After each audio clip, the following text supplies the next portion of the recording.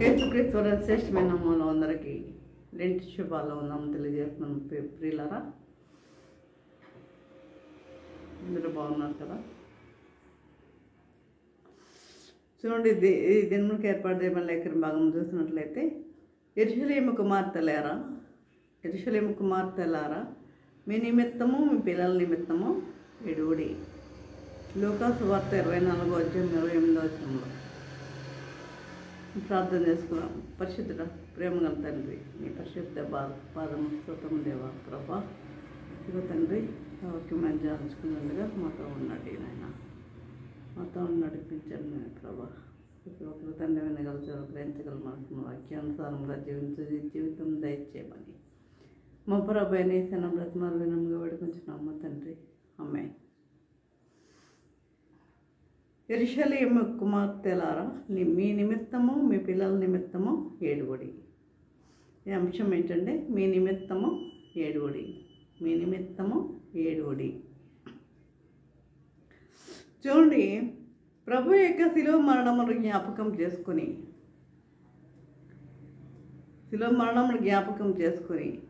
ఆయన మన ఎడల చూపిన ప్రేమను, త్యాగమును,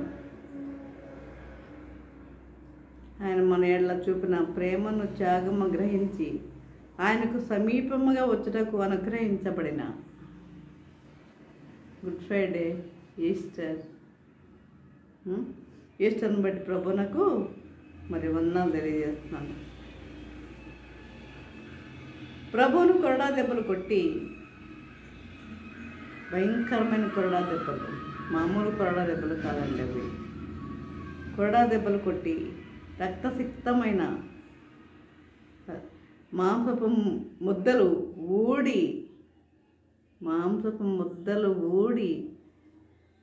ఎముకలే కనపడుతున్నాయి. లెక్కించడానికి ఎముకలు కనబడినట్లుగా ఉంది ఆయన యొక్క శరీరం.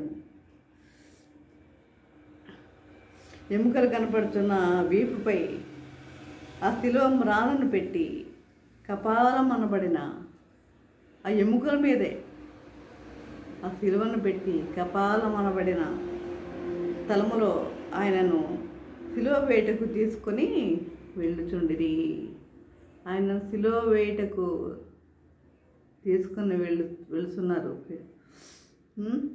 ఆ సమయంలో అనేక మంది స్త్రీలు దుఃఖించు ఆయన వెంబడించుండగా, అనేకమైన మంది స్త్రీలు దుఃఖించుచు ఏడుస్తూ ఉండగా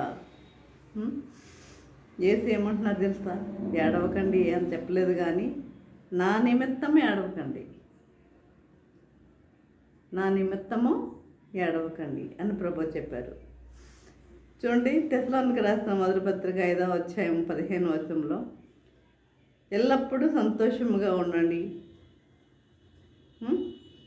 అని మనం చూస్తాం. అదేవిధంగా ఫిలిప్పీలు రాసిన పత్రికలో 4వ అధ్యాయం 4వ వచనంలో, ఎల్లప్పుడూ ఆనందించుడి, మరలా చెప్పుదును ఆనందించుడి అని పరిశుద్ధాత్ముడు తన బిడ్డల నిమిత్తమై వ్రాయించాడు. పిల్లలు తన బిడ్డల నిమిత్తమై వ్రాయించాడు. మరి ఈ సందర్భంలో ప్రభు మీ నిమిత్తము ఏడుగుడి అని చెప్తున్నాడు. మీ నిమిత్తము ఏడుగుడి, నా నిమిత్తం కాదు, మీ నిమిత్తము ఏడవండి అని చెప్తున్నాడు. ఇక్కడ ప్రభు యొక్క శ్రమలను ధ్యానించినప్పుడు ముఖ్యంగా మనకి కొన్ని పిక్చర్స్ మనం చూస్తున్నాం. ప్యాషన్ లాంటి ఫిల్మ్ చూస్తున్నప్పుడు ఎటువంటి హృదయమైన చలించక మానదు. ఎటువంటి హృదయమైన చలించక మానదు. ఇక సున్నిత హృదయాల కళ్ళల్లో నుండి ధారాపాతంగా కళ్ళ నీళ్లు కారుతూ ఉంటాయి. సున్నితమైన హృదయాలు కలిగిన వాళ్ళు. మరి రక్షణ లేని స్త్రీలైతే మీ నిమిత్తము ఏడవండి అని చెప్తున్నాడు. రక్షణ లేని స్త్రీలు మీ నిమిత్తము ఏడవండి అని చెప్తున్నాడు. రక్షణ లేకుండా నరకానికి పోతే అతడి శ్రమలు మరింత ఘోరముగా ఉంటాయని ఇక్కడ ప్రభుకు తెలుసు.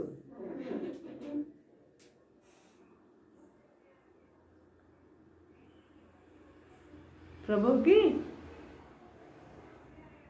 తెలుసు రక్షణ లేకుండా నరకానికి వెళ్తే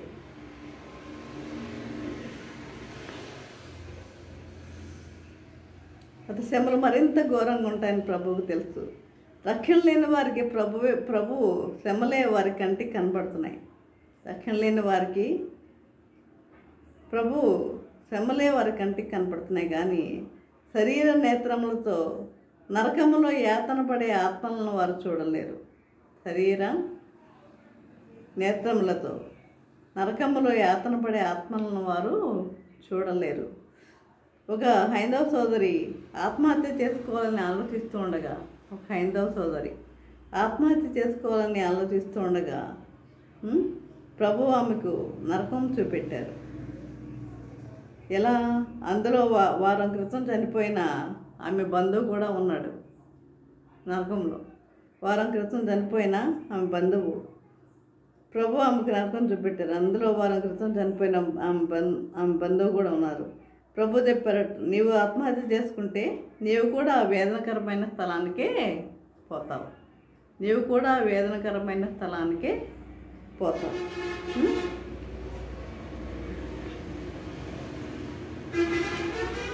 కనుక వెంటనే ఆమె ఆ ప్రయత్నం విరమించుకుంది. కొన్ని రోజుల తర్వాత దేవుడు ఆమెకు పరలోకాన్ని చూపించారట. ఇప్పుడు ఆమె గొప్ప సాక్షిగా ప్రభు కొరకు జీవిస్తుంది. పరలోకాన్ని చూపించినప్పుడు గొప్ప సాక్షిగా ఆమె ఏం చేస్తుంది? ప్రభు కొరకు జీవిస్తుంది. ఇక యెహెజ్కేలు గ్రంథంలో మనం చూస్తాం. యెహెజ్కేలు గ్రంథంలో 36వ అధ్యాయం 26వ వచనంలో, రాతి గుండెను మీలో నుండి తీసివేసి మాంసపు గుండెను మీకు ఇచ్చేదను అని. రాతి గుండెను మీలో నుండి తీసివేసి మాంసపు గుండెను మీకు ఇచ్చేదను అని. అంటే మారు మనసు లేని ప్రతి వ్యక్తి యొక్క హృదయం కూడా ఎలాంటిది? రాయే కదా. మారు మనసు లేని ప్రతి ఒక్క వ్యక్తి యొక్క మనసు కూడా ఎలాంటిది అంటే రాయి అన్నమాట. ఇందులో స్త్రీ అని లేదు, పురుషుడని లేదు. పాపం మీద పాపం హృదయాన్ని రాయిగా చేస్తుంది. క్రైస్తవ కుటుంబంలో పుట్టి మానక ఆదివారం ఆరాధనలకు వెళ్తూ మేము బాగున్నాం తిన్నగా పరలోకానికి వెళ్ళిపోతాం, మేము బాగున్నాం, చర్చికి వెళ్తున్నాం, చక్కగా పాటలు పాడుతున్నాం, వాక్యాలు చెప్తున్నాం, ప్రార్థనలు చేస్తున్నాం, అన్ని కార్యక్రమాల్లో పాల్గొంటున్నాం అనుకుంటూ ఉంటారు. తిన్నగా మేము పరలోకానికి వెళ్ళిపోతామంటారు. ఇలా చెప్పింది ఎవరు తెలుసా? ఎవరు చెప్పారు?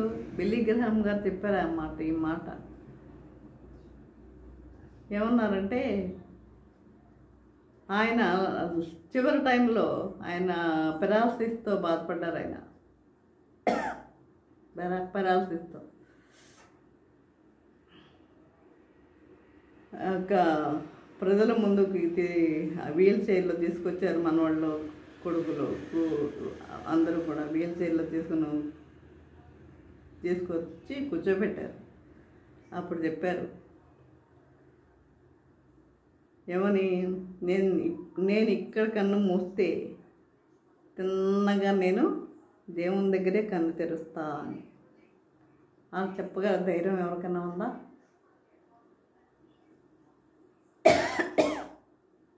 అలా మనం చెప్పగలమా? అసలు చెప్పగలమా మనం అలాగా? ఆయన ఎన్ని కోట్ల మంది ఆత్మలను ఆయన రక్షించాడు ఆయన.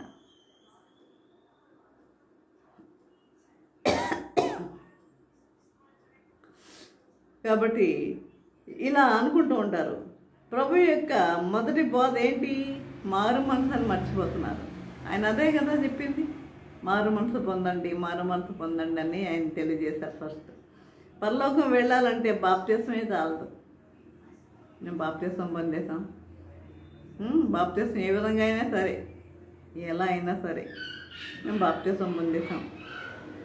నీళ్ళలో ముంజో లేకపోతే నీళ్ళు చల్లుకొనో జెండా కింద ప్రమాణమో ఇలా రకరకాలుగా బాప్తిస్మాలు ఉన్నాయి కదా, రకరకాల బాప్తిస్మాలు ఉన్నాయి కదా డినామినేషన్స్కి.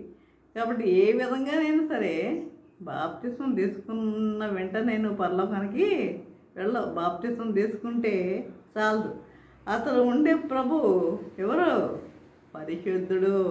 గుర్తుపెట్టుకో, పరిశుద్ధుడు. అక్కడ ఉండే ప్రభు పరిశుద్ధుడు. కనుక ఆయన వల్లే మనం కూడా పరిశుద్ధులుగా మారకపోతే ఆయన సన్నిధిలో సెకండ్ కూడా నిలవలేము.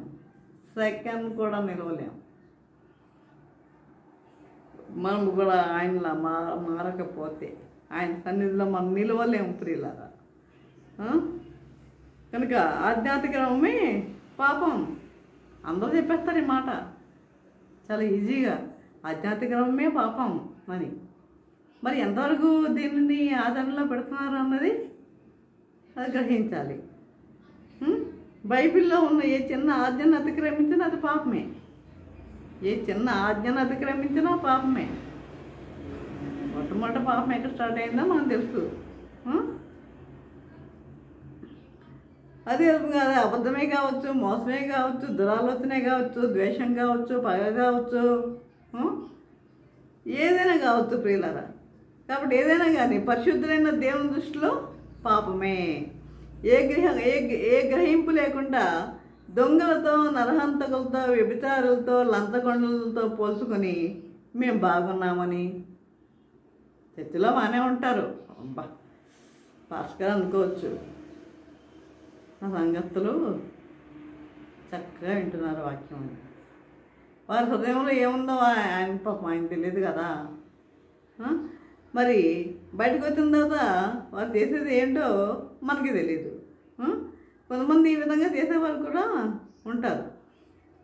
కనుక వీళ్ళేంటి, వ్యభిచారులతో, దొంగలతో, నరహత్యలు చేసిన వాళ్ళతో పోల్చుకొని మేము బాగున్నాం అని తమ్మును తామే మోసపుచ్చుకుంటున్నారు. అందుకే ప్రభు చెప్తున్నాడు, మీ నిమిత్తం ఏడవండి, నా నిమిత్తం వద్దు, మీ నిమిత్తం ఏడవండి అని.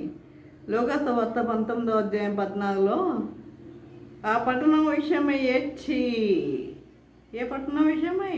యెరూషలేము పట్టణం విషయమై. యెరూషలేము విషయమై ఆ పట్టణం విషయమై ఏడ్చి, నీలోనున్న నీ పిల్లలతో కూడా నిన్ను నేల కలిపి అని చెప్తున్నాడు. అంటే నీ జీవితంలో రక్షణానుభవం నీకు లేకపోతే ఈనాడే ప్రభును, ఒకవేళ నీలో రక్షణానుభవం లేకపోతే ఈనాడే ప్రభుని సొంత రక్షకునిగా నువ్వు అంగీకరించు. ఈనాడే సొంత రక్షకునిగా నీవు అంగీకరించు.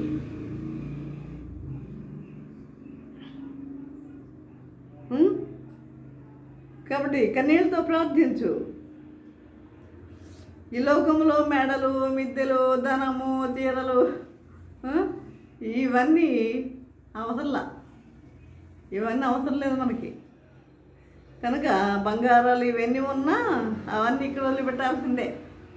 అది నిన్ను ఎవరు మోతికి వెళ్తారో నీకే తెలీదు, నిన్ను ఎక్కడ పెట్టారో నీకే తెలీదు, నువ్వు ఎక్కడ చనిపోయావు కూడా నీకే తెలీదు, నువ్వు ఎలా చనిపోయావు కూడా నీకే తెలీదు, నువ్వు ఎప్పుడు చేస్తావో కూడా నీకు తెలియదు. అందరూ అంతే, అందరి జీవితాలు కూడా అంతే. మనం ఎప్పుడు చేస్తామో మనకు తెలుసా? ఎలా చనిపోతామో మనకు తెలుసా? ఎప్పుడు చనిపోతామో మనకు తెలుసా? తెలియదు కదా. కనుక ఇవన్నీ, ఈ మేడలు, మిద్దెలు, బంగారాలు ఇవన్నీ ఇక్కడ ఉన్న చూసి మురిసిపోతూ ఉంటారు. ఇవన్నీ ఇక్కడ వదిలిపెట్టేవే అని తెలుసు కానీ అయినా ఆర్భాటాలు. కాబట్టి అన్నీ ఇక్కడ వదిలిపెట్టాలి. నీతో పాటు వచ్చేది పరలోకం ఇచ్చేది ఏంటిది? రక్షణ మాత్రమే. రక్షణ పొందండి. లోకసువార్త 7:38 మనం పాపాత్ములైన స్త్రీని చూస్తాం కదా. పాపాత్ములైన స్త్రీని చూస్తాం. ఆమె కన్నీటితో ఆయన పాదాలు కడిగింది, కన్నీటితో కడిగింది. ఆమెలోని పశ్చాత్తాపం, విరిగి నలిగిన మనసు ఆయన హృదయాన్ని ద్రవించి వేసింది. అదే ఆదికాండము 32:36 మనం యాకోబును చూస్తున్నాం. తను మోసగాడినంటూ కన్నీళ్లతో ప్రభు పాదాలు పట్టుకున్నాడు. తను మోసగాడినంటూ తన పాపాన్ని ఒప్పుకున్నాడు. ఒప్పుకోండి, ఇప్పటికి మించిపోయిందేమీ లేదు, ఒప్పుకోండి. పట్టుకున్నాడు. అదే హోషేయ 12:4 నీవు నన్ను ఆశీర్వదించితే కానీ నిన్ను పోనీ అన్నాడు. దేవుడు అతను కన్నీటిని చూసి ఆశీర్వదించాడు. అదేవిధంగా హోషేయ 12:4 ఇశ్రాయేలుగా మార్చాడు. నేను ఏ పాపం చేయలేదు అని తృప్తిపడి కొందరు వారు పశ్చాత్తాపడినప్పుడు దేవుని వెలుగులో వారి హృదయం మీద ఎన్ని పాపాలు వ్రాయబడి ఉంటో చూచారో సాక్ష్యములు చెప్తూ ఉంటారు. వారు పశ్చాత్తాపడినప్పుడు దేవుని యొక్క వెలుగులో వారి హృదయం మీద వారు చేసిన పాపాలన్నీ వారు చూస్తూ ఉంటారట. కాబట్టి నన్ను జాగ్రత్తగా వెతుకువారు నన్ను కనుగొందురని వాక్యం చెప్తుంది. వెతకండి, దేవుణ్ణి వెతకండి. నన్ను జాగ్రత్తగా వెతుకువారు. ఈరోజు బాగున్నామని అనుకోవద్దు, రేపు ఏమవుతుందో మనకు తెలీదు. ఈరోజు ఎవరు ఎంత ఆరోగ్యంగా ఉన్నా, నువ్వు ఎంత దృఢంగా ఉన్నా, మనం చూస్తున్నాం కదా. ఇప్పుడు ఎవరు? ప్రవీణ్ పగడాల గారు. మరి ఆయన ఎంత పర్సనాలిటీ, అసలు ఆయన ఎన్ని ఆస్తులు, అమెరికాలో ఉన్న ఆస్తులు అన్నీ వదిలిపెట్టి వచ్చి సేవలోకి వచ్చాడు. ఆయన చేసే సేవ, ప్రభుని నమ్ముకున్నాడు. నా రాజు.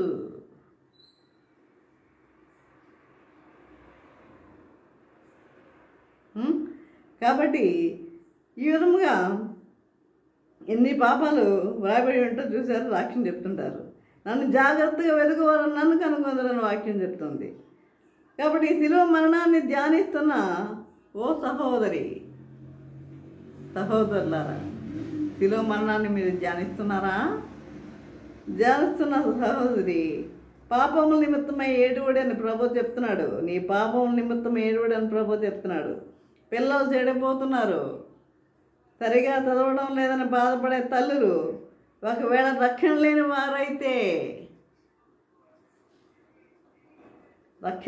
వారైతే ఈ దినమే మీ పాపముల నిమిత్తము ఏడువడి. ఈ దినమే మీ పాపముల నిమిత్తమే ఏడువడి. తర్వాత నీ పిల్లల గురించి ప్రార్థించినప్పుడు వారు రక్షించబడుదురు. నీ పాపములు నీ ఒప్పుకున్న తర్వాత అప్పుడు ఏడువు. అప్పుడు నీ బిడ్డలు రక్షించబడతారు. విరిగి నలిగిన హృదయం ఆయనకి ఇష్టమైన బలి.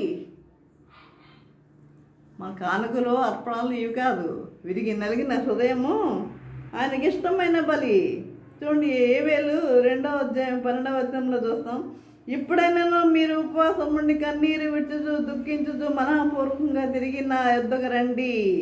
ఉపవాసం ఉండి కన్నీటి ప్రార్థనకు కూడా జవాబు రానిచో ఒప్పుకొనవలసిన పాపములు ఇంకా ఉన్నవేమో పరీక్షించడం అవసరము. మీరు ఉపవాసం ఉండి మీరు ప్రార్థిస్తున్నారా? ఒకవేళ మీకు జవాబు రాలేదా? అయితే ఇంకా మీలో ఇంకేదో పాపములు ఉన్నాయేమో ఒకసారి ఆలోచించుకోండి. పాపములు ఉన్నాయేమో పరీక్షించడం అవసరము. కనుక ఈ విధంగా పరీక్షించుకొని మీరు ఏం చేయాలి? ప్రార్థించేవారు, ఉపవాసం ఉండి ప్రార్థించేవారిగా ఉండాలి. అదేవిధంగా మరి మీ పిల్లల నిమిత్తం ఏడువడని ప్రభు చెప్తున్నాడు.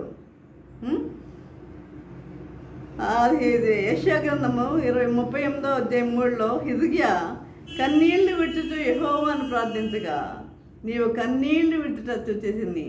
నువ్వు కన్నీళ్లు విడుచుట చూచితిని, నీ ప్రార్థన అంగీకరించి ఉన్నానని ప్రభు చెప్తున్నాడు. నీ ప్రార్థన అంగీకరించి ఉన్నానని ప్రభు చెప్తున్నాడు. ఎందుకు కన్నీళ్ళు విడిచాడు? తన పాపములు ఒప్పుకొని. కనుక మీ నిమిత్తం ఏడువడని ప్రభు చెప్తున్నాడంటే కన్నీటి ప్రార్థనకు తండ్రి దగ్గర ఏముంది? విలువ ఉంది కన్నీటి ప్రార్థనకు. కనుక మీ పిల్లల నిమిత్తము మీరు ఏడవక మునుపు మొదట మీరు మీ పాపముల నిమిత్తమై ఏడ్చి, ముందు మీ పిల్లల నిమిత్తం ఏడకండి. ముందు మీరు చేశారే పాపాలు, ఆ పాపాల నిమిత్తమై ఏడవండి. ఏడ్చిన తర్వాత మీరు చేసిన పాపముల నిమిత్తమై ఏడ్చిన తర్వాత ఆయన ఇచ్చిన రక్షణ సంపాదించుకోమని చెప్తున్నాడు పిల్లరా. కాబట్టి ఈ విధముగా మనము రక్షణ పొందాలనే ప్రభు మనకి దేవుడు మనము రక్షణ పొందాలని ఆయన శిలువ మరణాన్ని ఆయన పొందాడు. ఆయన శిలువ మీద రక్తాన్ని చిందించాడు ఆయన మన రక్షణ నిమిత్తమై. కాబట్టి ఈ విధంగా ఉండాలని ప్రభువు కోరుకుంటున్నాడు. కనుక ఈ విధంగా చూడండి, ప్రభు అంత భయంకర బాధలో ఉండి రక్తధారలు తల నుండి శరీరం నుండి కారిపోతూ ఆ బరువు, ఏ బరువు? శిలువ బరువు. ఆ రక్తసిక్తమైన వీపుపై రంపపు కోత కోస్తుంటే ఆ బాధను పక్కకు పెట్టి అంత పెద్ద బరువు, ఆ రక్తసిక్తమైన ఒళ్ళు, మరి వీపుపై రంపపు కోత కోస్తుంటే ఆ బాధను పక్కకు పెట్టి స్త్రీలమైన మన బాధ్యతను గుర్తు చేస్తున్నాడు ఆయన. ఇంకా మన బాధ్యతను ఆయన గుర్తు చేస్తున్నాడు పిల్లారా. కుటుంబాన్ని కట్టే బాధ్యత దేవుడు ఎవరికి ఇచ్చాడు? పురుషులకి వల్ల స్త్రీలకే ఇచ్చాడు. గుర్తుపెట్టుకోండి, స్త్రీలకే ఇచ్చాడు. కనుక దానికి అవసరమైన జ్ఞానం దేవుని దగ్గర ఉంది. ఆయనకు మొరపడితే ఇస్తాడు. ఈ జ్ఞానం పొంది లోక సంబంధమైన ఏడ్పును మాని, ఈ జ్ఞానాన్ని పొంది ఈ లోక సంబంధమైన ఏడ్పును మాని దైవ చిత్తానుసారమైన దుఃఖంతో రక్షణార్థమైన మారు మనసు పొంది పిల్లలను కూడా దేవుని మార్గంలో మళ్ళించండి.